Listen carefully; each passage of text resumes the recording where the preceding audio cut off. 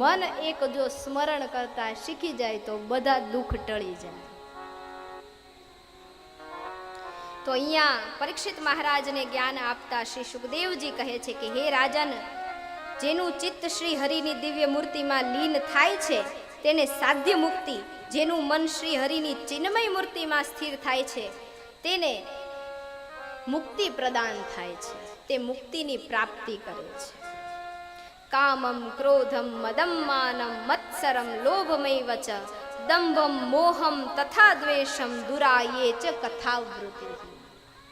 કામ, ક્રોધ, મદ, મોહ, મત્સર, લોભ, રાગ, દ્વેષ, ઈર્ષા, વેર, ઝેર, આસક્તિ આવા અનેક દૂષણ છે જે કથાની વૃત્તિથી મનને દૂર લઈ જાય છે.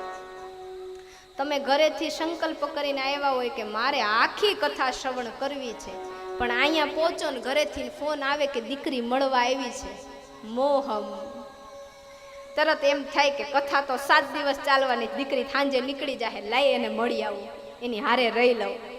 ભલે માનું હૈયું છે થાય અને તમ તારે જાજો, પણ ટૂંકમાં હરિભક્તિથી દૂર કોણ લઈ જાય છે તો કે આ બધા વિકારો.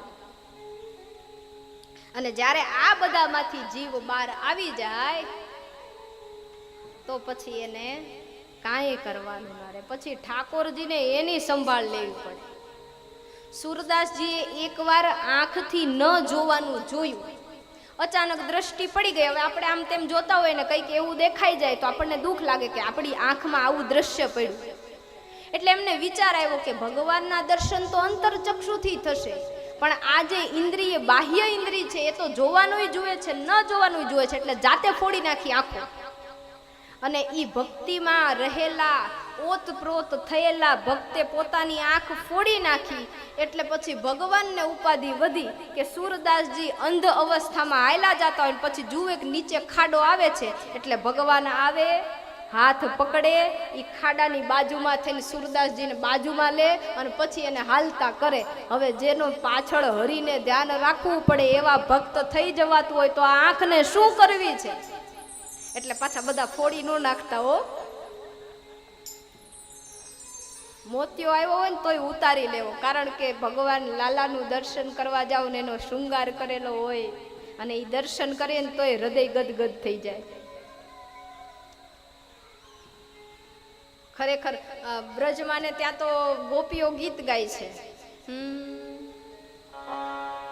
ઇતનો મત કર શ્યામ શ્રૃંગાર, નારી કોઈ નજર લગાએ લેગી, નજર લગાએ લેગી, નારી કોઈ નજર લગાએ લેગી, ઇતનો મત કર શ્યામ શ્રૃંગાર. એ કાના આટલો બધો સજી ધજી નો આવ, કોકની નજર લાગશે, કોક બાઈ આવશે, કોક બેન આવશે ને તો તને જોઈ જોઈને પાગલ બનશે. અને એક સૂત્ર એવું પણ છે કે લાલા અગર તુમ લાલી હોતે ગલે કટ જાતે કરોરન કે કનૈયા હજી તો તું છોકરો છે, આમાં જો તું છોકરી હોતે તો ગળા કપાત કરોડોના, તારા દર્શન માટે, તને પામવા માટે. તો એવું સુંદર ભગવાનનું મૂર્તિ દર્શન છે. પગથી માથા સુધી ઊભા રહીને 2 મિનિટ દર્શન કરવા, આમ એની આંખને આપણી આંખ મળીને માથું નમાવીને હાલતા, એમ ન કરવું. જોકે હવે તો વેકેશન પડે એટલે મંદિરોમાં એટલી ભીડ છે કે ત્યાં ઓલા દંડાવાળા ઊભા હોય, નીકળો,